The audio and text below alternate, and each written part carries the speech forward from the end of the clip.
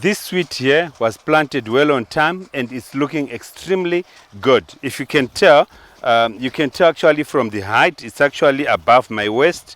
And also, if you look at the head actually has got more seeds, which is 1, 2, 3, 4, 5, 6, 7, 8, 9, 10, 11, 12, 13, 14. It's got 15 seeds on a head, which is quite a lengthy head, meaning that the potential yield of this crop, it can be 9-10 tons per hectare. But the 9-10 tons per hectare is just a potential yield, but what we only need to do now to safeguard that yield, we need to make sure that we continue with our irrigation, and we have to make sure that we put our water, the normal irrigation cycle, right up until this part here turns brown. Once it turns brown, this part, it means the whole head turns brown as well, meaning that now we can withdraw the water because the water is no longer moving towards the seeds. And then the seeds themselves, at this stage, they are at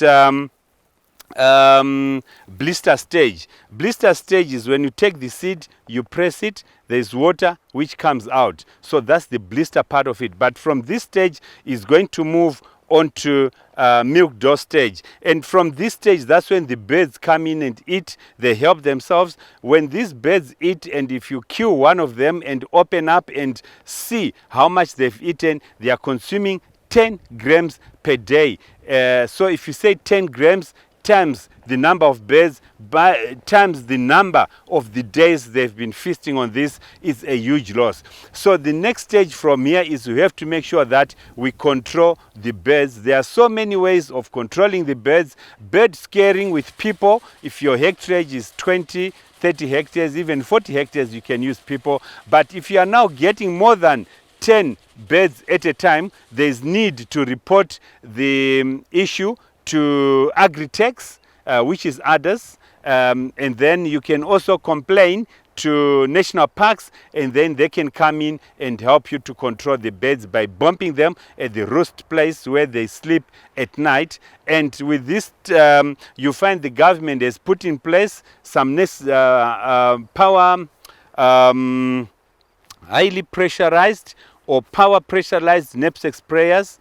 They've got some drones which are on standby. There are some vehicles with canisters, high pressured canisters, again to control the birds. And when worst come to the worst, there are some aeroplanes, at least 2 of them, which are on standby again to control the birds. And as well as making sure that if you have a combine harvester, make sure it's serviced, it's repaired, ready to come and harvest as soon as the wheat is ready. If you don't have a combine harvester, but this is the right time now to go and look for one from the people who have it, so that as soon as your moisture content is right, you come in with your combine harvester and make sure the wheat is removed before the offset of the oncoming rains, which is probably mid-October to end of October, so that at least you remove your wheat before it's rain damaged. That way you have secured or logged your money into your wheat.